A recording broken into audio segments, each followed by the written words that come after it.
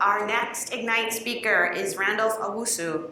He was a fellow at Notre Dame.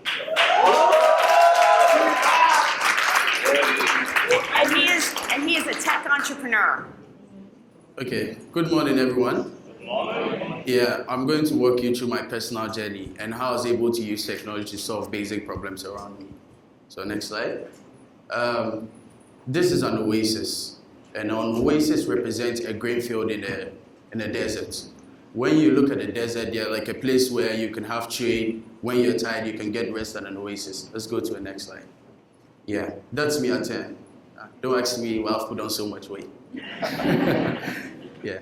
So at the age of 10, my father got me a computer, and that was my first opportunity. Let's go to the next slide.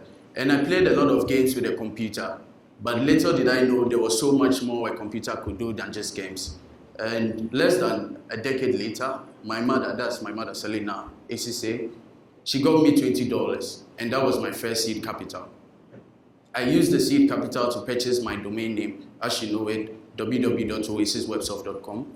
And that was the beginning of wonderful things to happen. I'm going to go through that. But little did I know as well that my mother was taking so many unprescribed drugs. And in my country, Ghana, there are not so much regulations around unprescribed drugs. So I realized, since I'm a software developer, what can I do to solve this problem? Next slide. I built an application called BISA. It is called Ask in our language. And what BISA does is, it allows you at home to ask a doctor. So you don't need to go to the hospital. All you need is a mobile phone application, and you ask a doctor any question or any query that you are concerned about.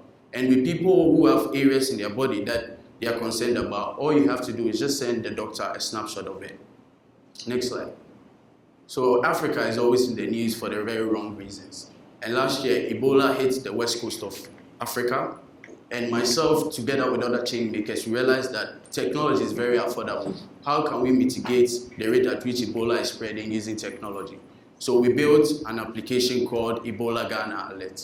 And what Ebola Ghana Alert does is, not so many people understand the English language. And Ebola is prone to hitting the very rural areas where they understand very local languages. So we built an application that will allow you to use local languages to inform them about Ebola.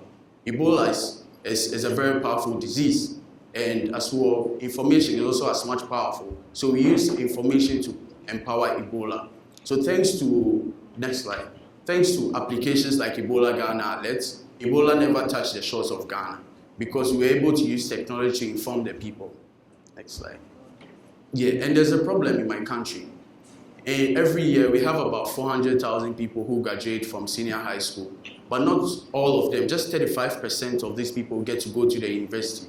And it's very serious because 400,000 people graduate and not everybody goes to the university. So my company, we decided that there are people who are passionate about technology. How can we change their lives with technology? So we take 25 of these people, we train them in about 3 months on how to build software. And afterwards, we give them companies to match them up, to work with them. Yeah, next slide. Yeah, so these are some of the training sessions we've organized in Ghana. We train them on how to build mobile applications, software, and website. Thank you. Next slide, please. Yeah, so I was in the University of Notre Dame, and I met a very powerful person. He's called Jackson Saya. He's a speaker, he's a writer, and he's an author. He said the future belongs to those who believe in the beauty of their dreams. But a dream without action is a nightmare. And that's Jackson from University of Notre Dame. And I'd like to add that I turned an oasis into an opportunity. Africa is just full of opportunities. So you just have to find your oasis and just make the difference. Thank you very much.